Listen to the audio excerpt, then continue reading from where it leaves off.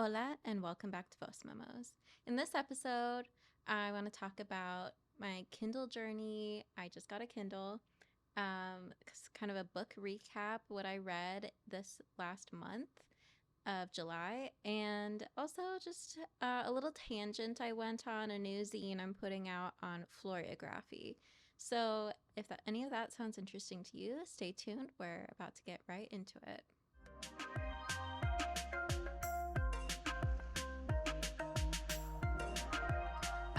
Okay, so welcome back to Voz Memos. I want to reintroduce myself because today, this episode is the 40th episode of Voz Memos, just kind of crazy milestone. So I'm Angela. I've been doing this podcast for the last about year and a half, and I basically have three pillars to this podcast: career, creativity, and self-care. And this episode is going to primarily focus on creativity, self-care, my hobbies of reading and writing. So usually I put in some like productivity tips, how I'm staying on track with my goals, and just a little life update. So yeah, these episodes are bi-weekly. You can find them on Spotify, Apple Podcasts, and YouTube if you want the video version. And then also on my blog, angelageorge.com. I'm a prolific blogger. Usually like once a month I post something on there. So yeah, let's get into it. So I finished 4 books this month. Big thanks to my zine punch card challenge, which I talked about maybe in the last episode, maybe the episode before that. And so I filled out my punches. I did 4 books. That was the goal. And if you're interested in the punch card, I'll link that below, but that's a little bit of a tangent. So what I read this month was Bright Young Women by Jessica Knoll, Pope Joan by Donna Woolfolk-Cross, The Grace Year by Kim Liggett, and then Men Who Hate Women by Laura Bates. So it was a very heavy month. Even though 3 out of 4 of these are fiction, they were all very focused on difficult situations for women. Whether it was, Jessica Knoll, Ted Bundy.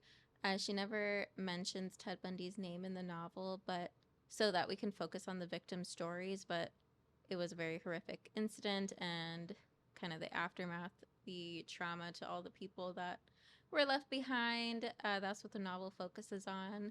So we read that one for book club. Pope Joan. This follows the myth on if there was ever a female pope. And I mean, at the end of the novel, Donna Woolfolk-Cross puts in a lot of like her notes on what she was reading to help inform the novel and kind of the arguments and counter arguments for if there was actually a female pope. And I mean, it is inconclusive. Like, there was a time where the Catholic Church wiped out a lot of documents. Yeah, Pope Joan takes place during the Dark Age, where there was not a lot of literacy, there was not good record keeping. So, yeah, there's a lot of mystery surrounding it, but it's also interesting when it does pop up in historical documents because it's like, why would somebody lie about that or like make it up or insert that into the records? So it was super fascinating novel, and I'm gonna watch the movie with one of my besties because she introduced me to the novel and there's a movie about it. So I'm gonna watch the movie. No clue if it's good, but the books, all the books this month were at least 4 stars, like really good. So I think I gave Pope Joan 5 stars, and Bright Young Women, maybe I gave that 5 stars too. I don't know. Really good books this month. And then The Grace Year is actually my book club's novel for next month, so I'm a little bit ahead on book club books, which is fine. I think I did a deep enough dive on The Grace Year. I'll remember things to talk about. Kind of leads into my Floriography tangent, but we'll get there in a minute. And so The Grace Year, I thought it was going to be more like The Uglies or like something dystopian like that.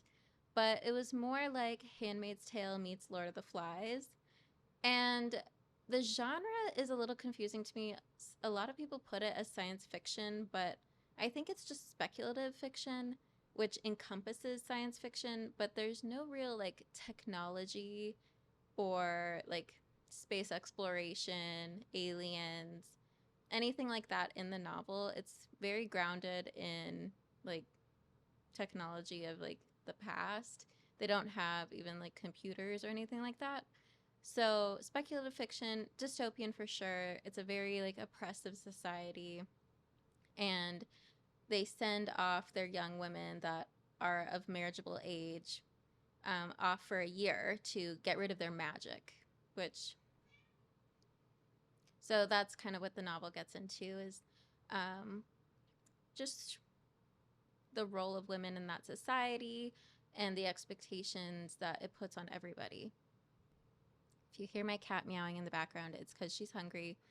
She gets her refrigerated cat food like on an automatic timer in 30 minutes. So I don't know why she's complaining to me.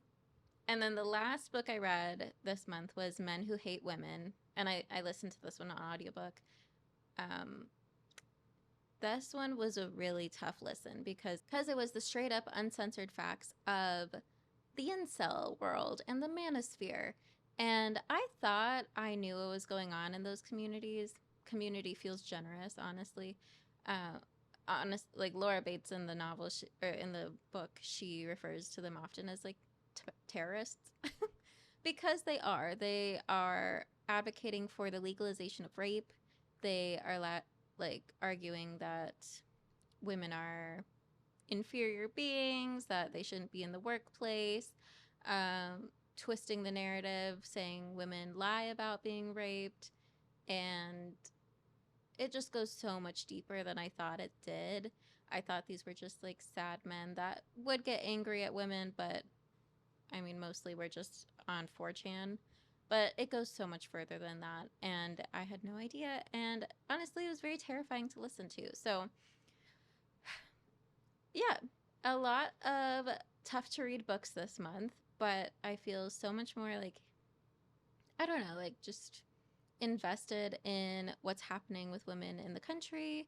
And I mean, we're living under the Trump administration. It's not necessarily getting better for women anytime soon, but it did like reinvigorate me to just be more aware, watch for stories about women, spread stories about women, and read stories by women. So that's what I did this month. And a lot of that, I was able to read 4 books because I finally got my hands on a Kindle. It's a secondhand 11th generation Paperwhite signature edition.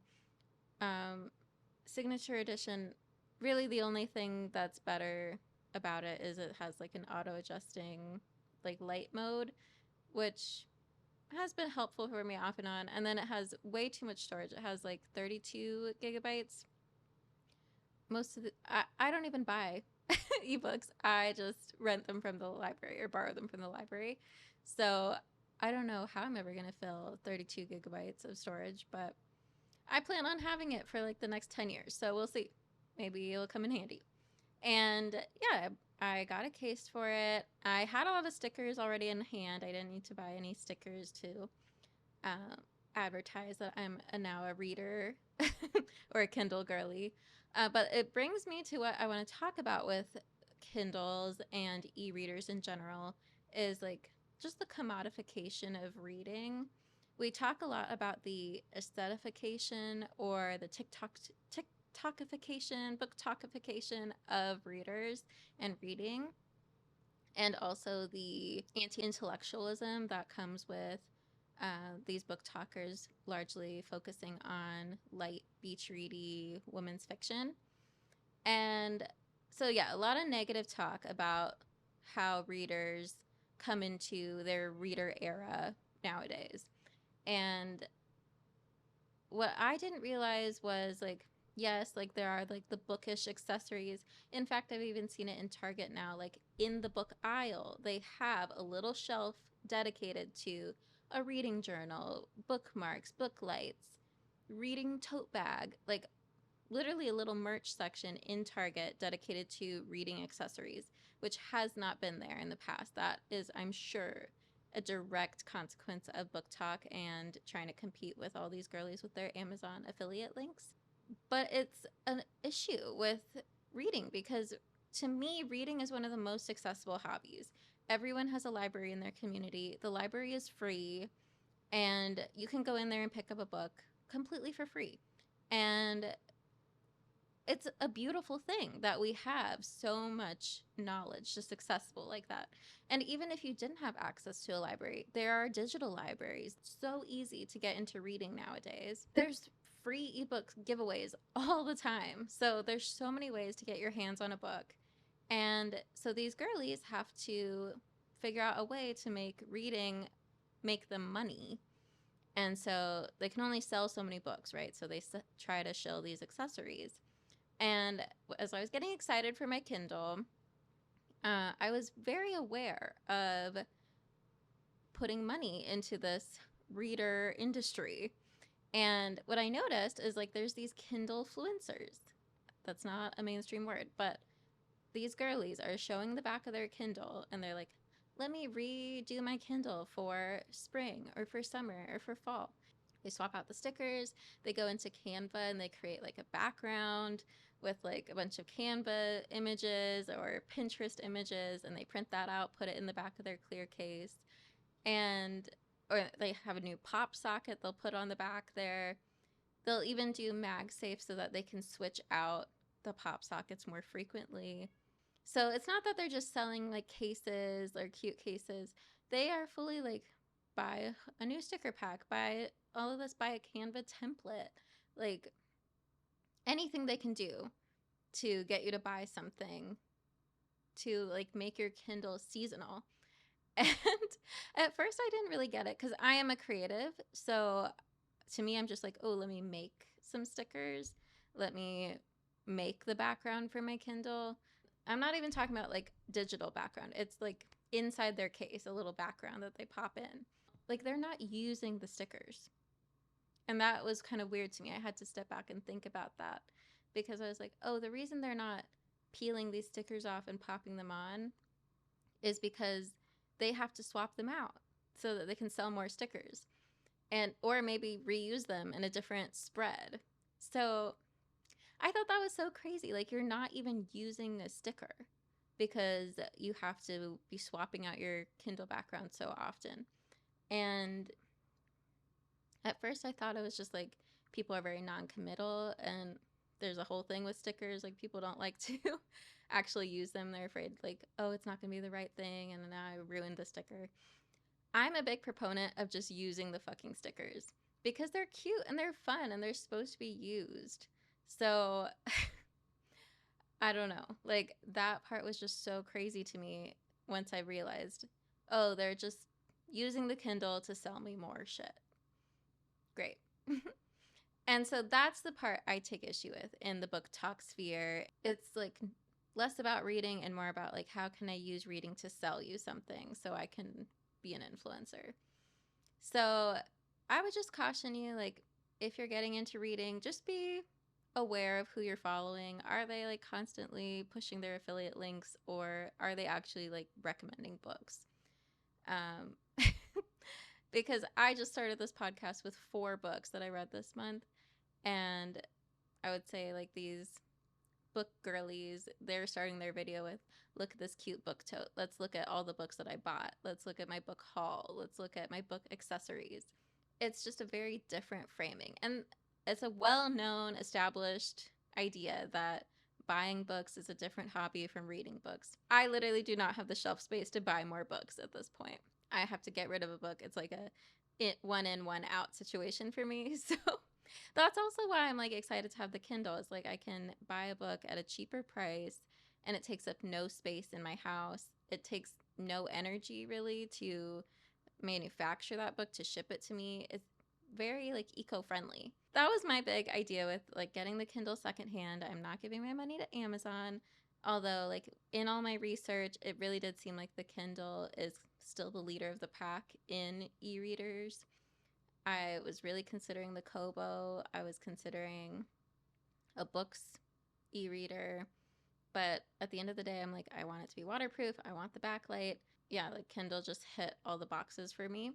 So yeah, it felt good to resist Prime Day, buy it outside of the network a little bit. Because the thing is, like, I'm sure, I don't know who this lady is that had this Kindle for sale, but that's the other thing with these book girlies. They have like 3 or 4 e-readers because that's another thing they can put an affiliate link for, and they can be like, "Oh my god, you got to get the latest Kindle," even though e-readers are good for like literally a decade.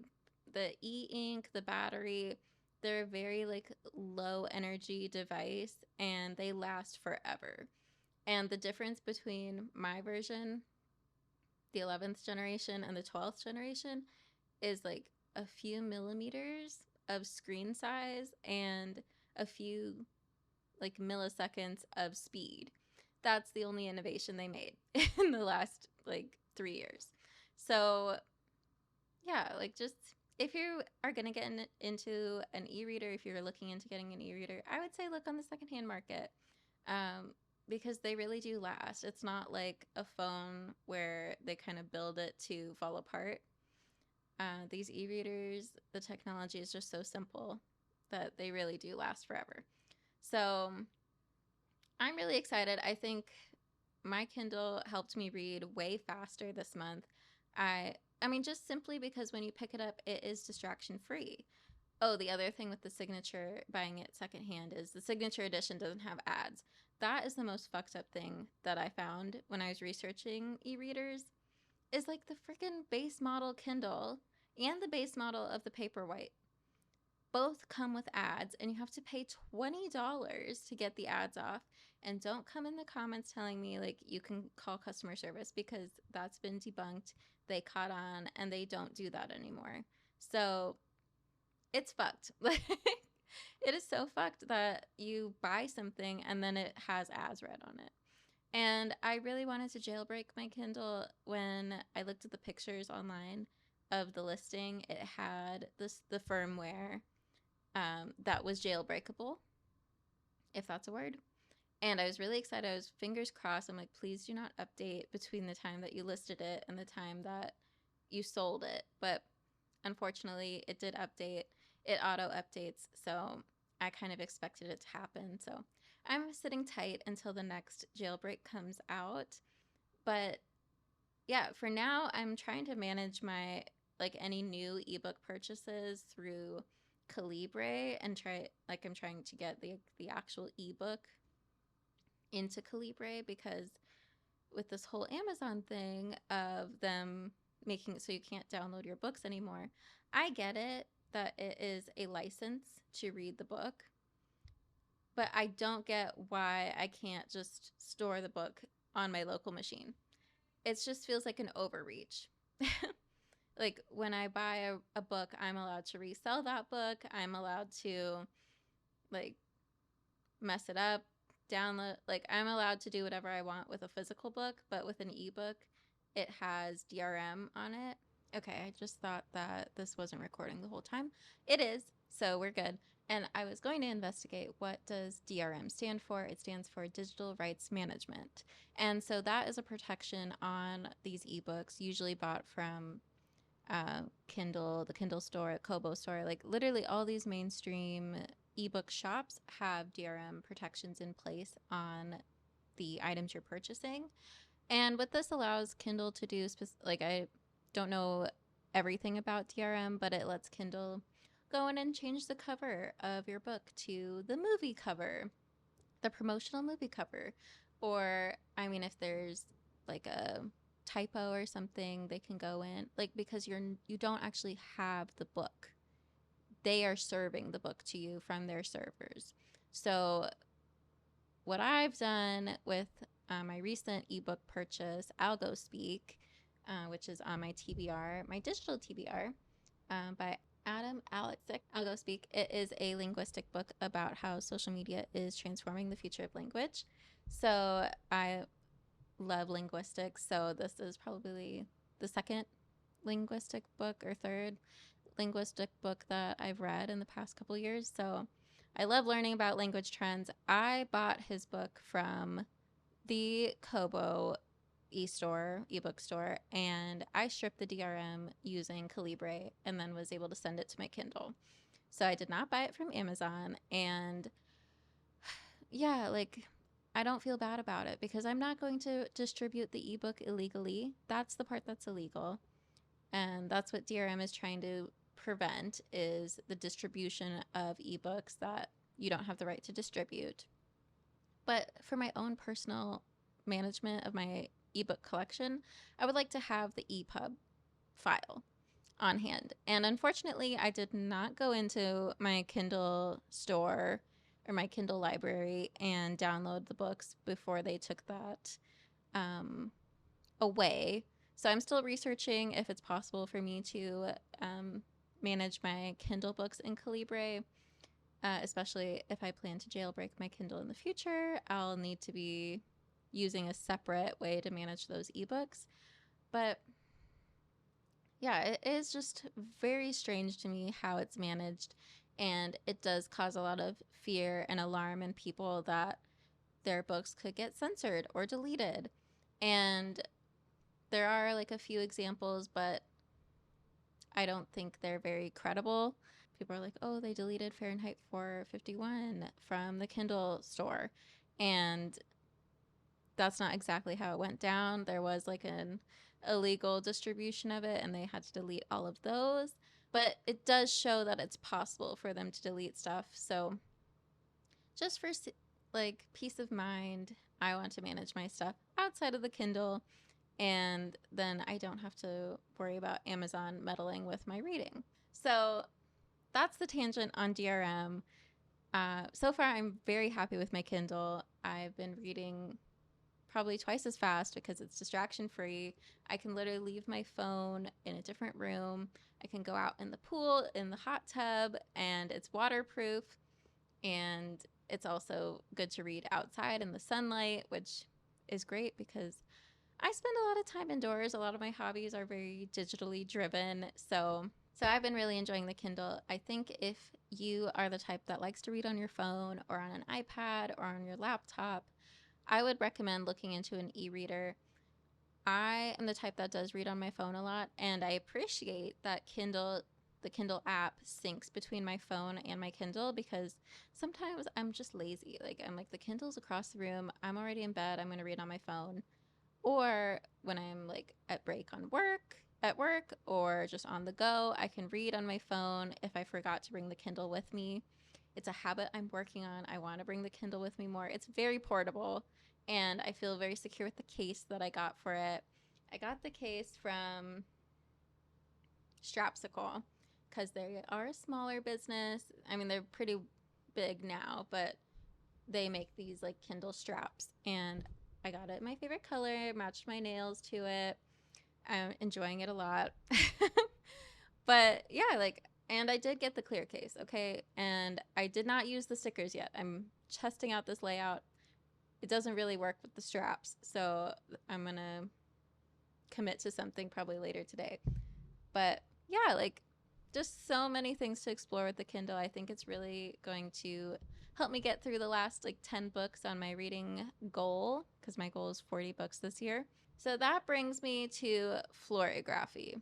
Not a smooth transition at all, but I have an outline. This is next on the outline.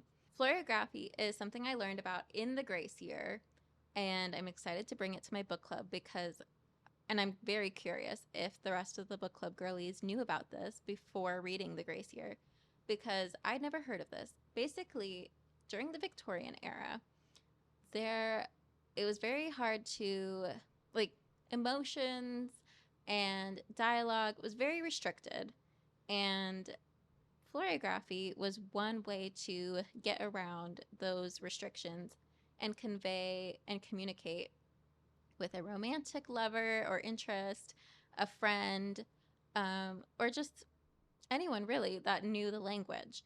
And so it is using flowers to communicate, and each flower has a different meaning, and even the way the flowers are arranged could change the meaning.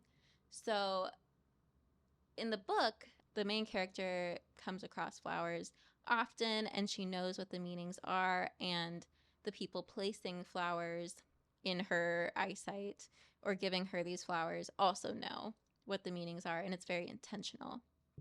And so at first, like, it was just a couple instances, and I'm like, oh yeah, like flowers can have meanings. We all know, like, certain flowers have certain meanings. Like lilies are usually associated with like death and mourning, or roses are just like beauty, love, romance. And so I was like, not that phased by it. But then the flowers got more and more specific, and I started to wonder, is this just in the novel, or is it outside the novel and the author is just referencing their knowledge? Turns out it is option two. It existed outside of the grace year. And I came across a digital archive from Cornell University with 94 different books that had been digitized on Floriography from the Victorian era. And it was very overwhelming. I was like, which one am I even supposed to look at? Because all of these are like over 100 pages long, and they're written in like Victorian style of like speaking. Okay, so the power went out. I am now using a little lamp to light my studio here, but it makes it feel a little bit more Victorian era. So, I mean, if I had a candle, I could do it that way too. Uh, so, I'm just going to go through my zine here, The Language of Flowers, Victorian Floriography zine, and read to you a little bit of what I wrote here. So, like I said, I became interested in floriography after reading The Grace Year, and because of their symbolic use of flowers to communicate. And then I started my deep dive. And once I settled on a guide to floriography out of the 90 plus options, I then began the arduous task of taking the scanned images of each page of the book that had the definitions, and then copying the text out of those pages. And luckily, machine learning, good use case, it could actually tell what the text was in the image. And it actually could tell with pretty good accuracy, even, and I was pasting this into an Excel or a Google Sheet so that I could manipulate it and organize it in the way I wanted to. So I was trying to get the flower and the definition into an Excel sheet, and it actually, like, most of the time pasted in 2 columns like that, which was mind-blowing. I still had to do this, like, I want to say almost 20 times, because there were 20 pages of definitions that I needed to copy. And then I had to clean up that data because sometimes the software would make a typo. And then they used those like periods to, like, sometimes you'll see that in a table of contents where it goes like periods to fill the space. And so that was a lot of data cleanup to just get rid of all those punctuation marks that I didn't want. But I got through it. And once I was done, I had a spreadsheet of almost 600 definitions of flowers and their meanings. And then I was able to manipulate that spreadsheet into another sheet that reversed it, the meanings and the flowers. And a lot of the flowers mean the same thing. So that was its own little data cleanup effort to get those unique lists and have them be alphabetized. And after I was done with all of that, I was able to format it into this zine. But that wasn't enough for me.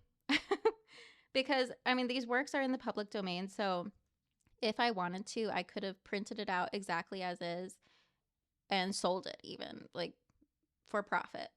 But I wanted to do my own layout, so that's why I had to get it in the Excel sheet format. And then on top of that, I went in and designed my own unique alphabet of letters. This is so extra. This is why it took me so long, is because I went in and I chose, like, for the letter A, I illustrated the letter A with the aloe plant at the base of it, because according to this floriography guide, aloe actually means affliction. So for every letter, I chose a flower that had a meaning in this floriography language. So for B, I chose bluebells, and bluebell means constancy. I didn't choose them for their meaning. I chose them for their ease of illustration. For C, I did chamomile, and chamomile means energy in adversity, which is what I need right now with the power out. D, I did dandelion, love's oracle. So I feel like that's a wonderful meaning. For E, I chose elder, which I assume to be elderflower, which means zealousness and compassion. F, I chose fern, which is sincerity. And so, just as a reminder, like all of these flowers, if you put them in a bouquet or you sent them individually to somebody at the time, they would take it to be that meaning. And not all of them are good. So we'll get there. G, I think I chose geranium, and geranium is one of those that has a million like variations of the flower. And so some of them here, like the basic geranium is gentility, geranium apple is present preference, geranium dark is melancholy, geranium fish. See, like as I was doing this, I learned about so many new flowers. That's disappointed expectation. So see, that's what I'm saying. Like some of these, it's like you could really be pissed off with somebody and send them a bouquet and they would get it. And in the front, I also put an excerpt from the original work, which this is my prototype. So it didn't print out that great. So I have to edit that for the final work. But basically what the excerpt says is if you put the flower upside down in the bouquet, it means the opposite of what the meaning is in this book. And in some of my research, I learned if you accepted the bouquet with your right hand, it meant yes. And then if you accepted with your left hand, it meant no. And if you put it down by your side, that also meant something different. So many different things, so much nuance here. So for H, I chose holly, and holly is foresight, comma, another meaning is am I forgotten, ? So there's like full phrases even associated with some of these flowers and plants. K, I did the king cup, which is a cactus, a cactus flower, and it says I wish I were rich. Like, yeah, same. Like, but what's your receiver going to do with that information if you're sending them a cactus flower? So parts of this, I'm like, how did people even have access to all these different flowers? So I don't know. And also this is happening in like Victorian England. So that's another whole layer to this. M, I did magnolia because I love magnolias and it means love of nature. N, I did nightshade because, yeah. And nightshade means truth, actually. But that's the bitter nightshade. I think I did regular nightshade, which has so many great meanings: sorcery, skepticism, witchcraft, and dark thoughts. So I'm like, who's out there in Victorian England sending a bouquet of nightshade to somebody? I guess the witches out there. They're like, I'm just imagining a girly be like, I really want to fuck with this guy. I'm going to send him a bouquet of nightshade and he's never going to talk to me again because he thinks I'm a witch. So I just think that's so great. Speed run here. O for olive branch, peace. P for prickly pear, satire. Q for queen's rocket, which is fashionable / you are the queen of coquettes. R for rose. There's a million of them here, but the basic rose means love. S for strawberry flower, perfect excellence.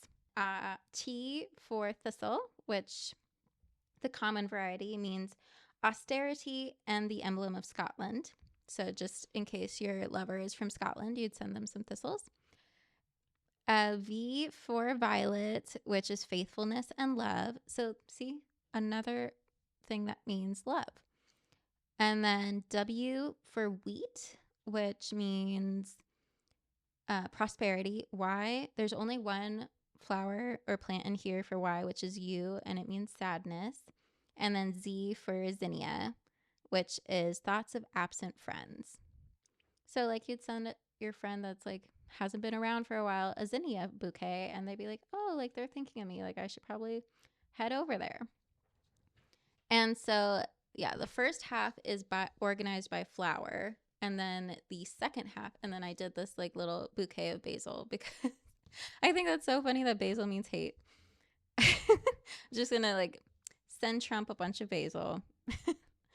And then the second half of the book, or the zine, is organized meaning first in alphabetical order. And let me just see if I see any like funny phrases out here. Am I perfectly indifferent to you? Dogwood blossom.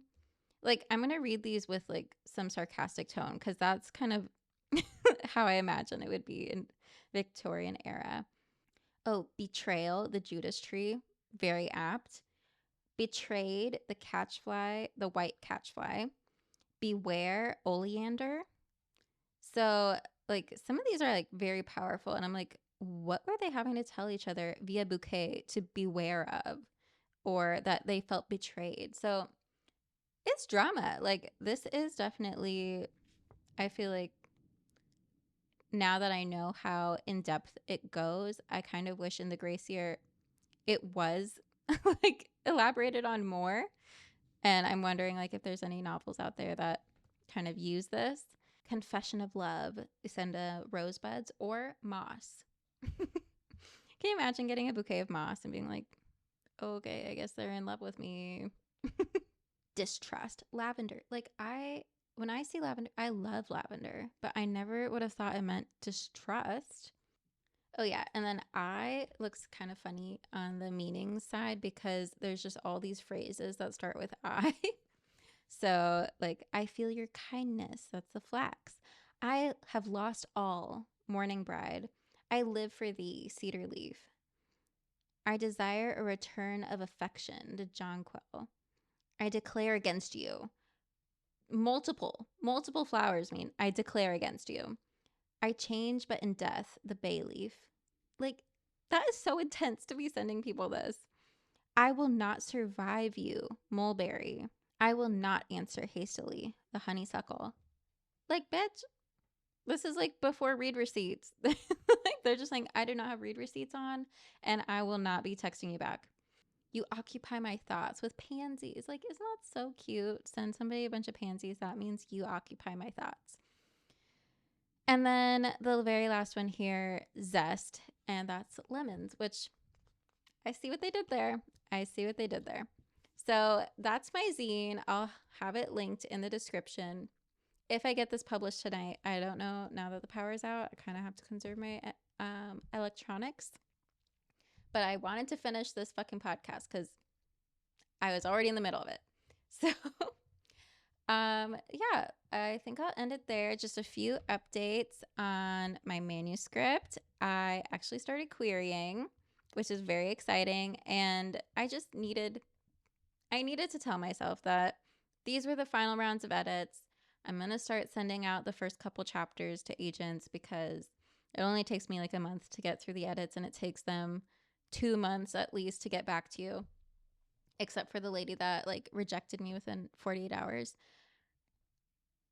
That is probably because she was just on top of her inbox and I wasn't the genre for her. Fingers crossed that it wasn't like a typo or something, because I already sent out the letter to a bunch of other people. But yeah, like, it's very exciting. It's scary to like send out my work to people, but it is what I want. I want it to be published. So I'm on the querying journey. It feels good to be in those final edits. And then, yeah, still working on my theinstagram.com project, which is currently down because I have no power. But when I get power back, it will be online, theinstagram.com. And yeah, you can see all the photos I'm taking on my photography walks. And yeah, if you liked the podcast, feel free to check out my website, angelageorge.com, to learn more about the podcast, my blogs, all these other creative things that I'm working on. And I'll see you in the next one. Bye.